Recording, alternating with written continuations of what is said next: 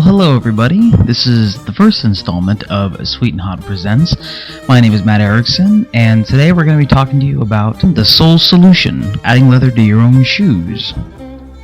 Okay, so first of all, why would you do this? Why would you put leather on your own shoes? Well, when I used to do this a lot, I would take my tennis shoes and it would cost $30 or $40 to have it professionally done. So I could do it for about half as much if I did it myself. So this is how I used to do it. So first things first, there's supplies. You will need a shoe. If you have a pair of Eris Allens or something you need to get resoled, go get it professionally done. This is not for you. But if you have a pair of tennis shoes like Vans or Converse or Pumas, this will work great for you. Now I prefer to use a shoe that has not a whole lot of rubber. I don't like a heavy shoe, I like a light shoe. I really like Pumas. Asics also came out with a new flat sole shoe, which is pretty nice. If you want to save yourself some money though, just go to a Goodwill or a thrift store, find a pair of shoes that fits and that's comfortable. So you have your shoe, you'll need some contact cement and some super glue or crazy glue gel. Contact cement and the crazy glue, you can use whatever brand you want. I don't have a specific brand, I just bought what was on sale. And whatever dried clear. If it dries white, your shoe's gonna look like they were painted. So whatever it is, just make sure it dries clear. Do yourself a favor, wear some latex gloves. Now the most important ingredient you're going to need for this is leather. You can get this wherever you want. There's no specific brand I ever used. I preferred to use some kind of suede because it was thinner and not as heavy. If you get a hard leather, your shoe's going to weigh a lot more. So, tools. This is all you're really going to need. You're going to need something to write with, a pen, a pencil, something to write with. You're going to need a pair of scissors. Use some decent scissors. Don't use the ones you use to cut your hair. You will destroy them. If you don't have scissors, some kind of X-Acto knife works great.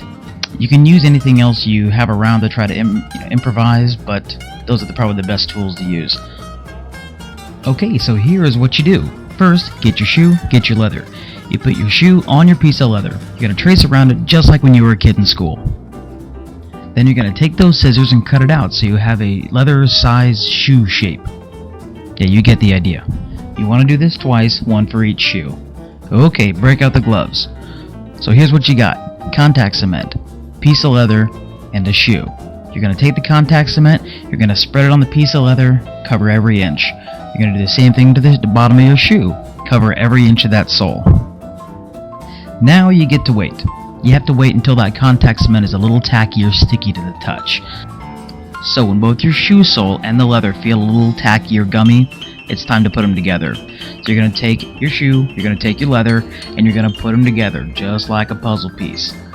Now to make sure the bond is really good, you can do one of three things actually. What I used to do is just put the shoe on and stand on it for about 10 minutes, then take the shoe off.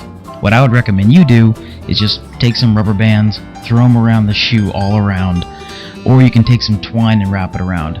You can use other things, but use those at your own risk. I would say rubber bands or some string is probably the easiest thing to use. Okay, now you get to wait again.